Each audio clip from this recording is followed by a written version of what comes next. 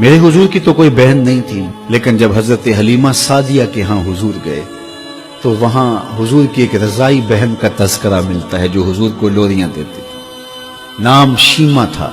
تو شام کے وقت جب خواتین کھانا پکانے میں مصروف ہونے لگتی تو بہنیں ویر اٹھا کر کے باہر لے جاتی۔ ہر بہن کا خیال یہ ہوتا کہ میرے ویر سے سونا زمانے میں کوئی نہیں۔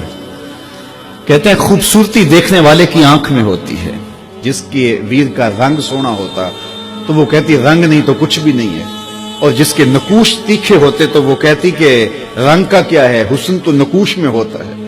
جس کی آنکھیں خوبصورت ہوتی وہ کہتی میرے ویر کی جھیل جیسی آنکھیں تو دیکھو۔ اب یہی بنو سعد کے محلے میں ہوتا، بچیاں اپنے ویر اٹھا کے لے آتی ہے، کہتی میرے ویر برگا کوئی نہیں، دوسری کہتی میرے ویر جیسا نہیں۔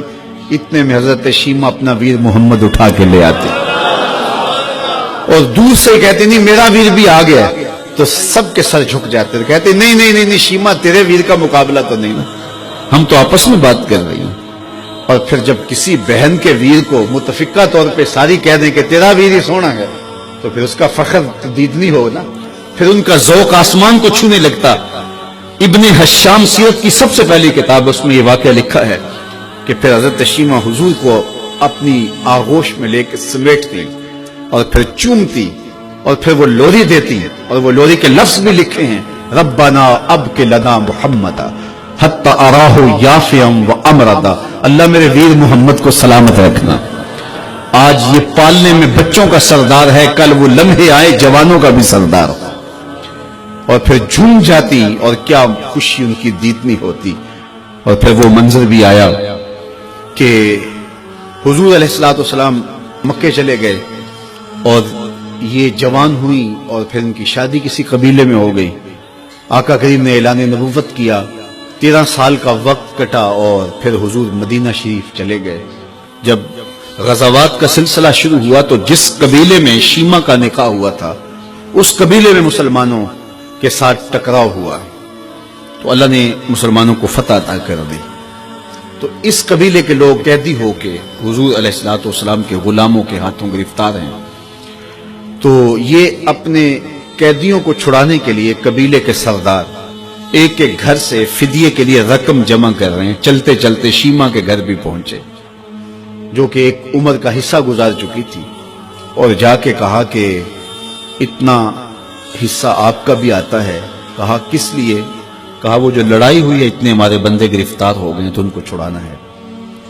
تو چلتے چلتے باتوں میں کسی کے لبوں پہ حضور کا نام آ گیا تو شیمہ نے کہا اچھا انہوں نے تمہارے لوگ پکڑے؟ کہا ہاں۔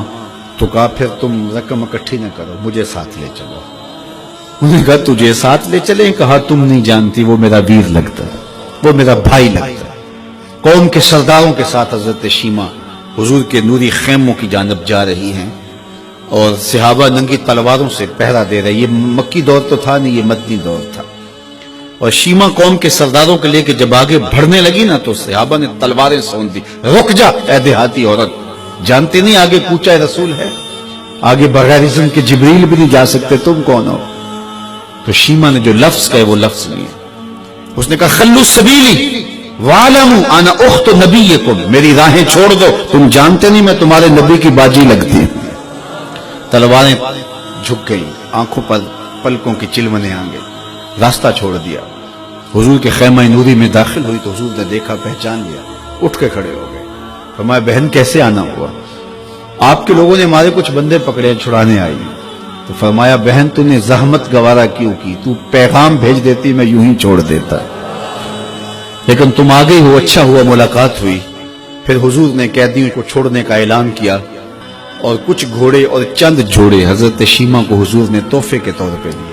ویروں کے دروازے پر بہنیں آئیں تو ویر خالی تو موڑا نہیں کرتے، تو حضور نے بہت کچھ عطا کیا۔ اور پھر رخصت کرنے خیمے سے باہر آئے تو صحابہ کی جماعت منتظر تھی۔ فرمایا صحابہ جب میں قیدی چھوڑا کرتا ہوں میری عادت تمہیں معلوم ہے کہ میں پہلے تم سے مشاورت کیا کرتا ہوں، آج ایسا موقع آیا کہ میں تم سے مشاورت بھی نہیں کی اور قیدی بھی چھوڑ دیے۔ کہا جو چاہیں آپ کریں، لیکن کیوں مشاورت نہیں فرمائی؟ حضور اگر ارشاد فرما دیں تو فرمایا اس لیے کہ میرے دروازے پہ میری بہن آ گئی تھی۔ کوئی لاؤ تو صحیح زمانے میں ایسا، کوئی لاؤ تو صحیح زمانے میں یہ جمال اور یہ حسن اور یہ کمال رکھنے والا، تو پھر کیوں نہ ہم اپنی ساری زندگی اس آقا کے نام لگاتے ہیں۔